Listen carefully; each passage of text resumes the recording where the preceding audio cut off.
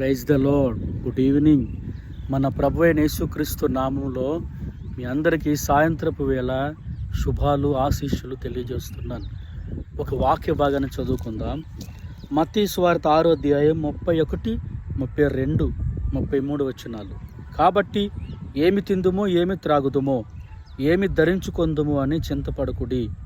అన్యజనులు వీటన్నిటి విషయమై విచారింతురు. ఇవన్నీ మీకు కావాలనని మీ పరలోకపు తండ్రికి తెలియను. కాబట్టి మీరు ఆయన రాజ్యమును నీతిని మొదట వెతుకుడి, అప్పుడు అవన్నీ మీకు అనుగ్రహింపబడును. Praise the lord. చూసారా, మీరు చింతపడుతున్నారా?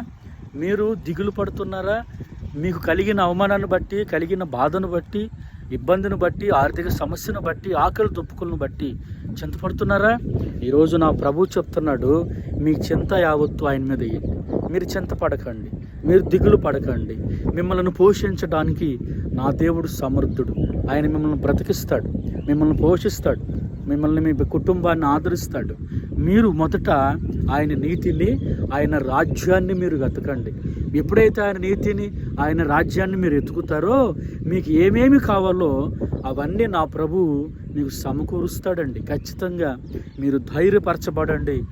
మీరు దేవుడి చేత ఎన్నుకోబడిన వారు. దేవుడు మిమ్మల్ని అందరినీ ప్రేమిస్తున్నాడు. ఆయన పేరు నజరేయుడైన యేసు. ఆమేన్.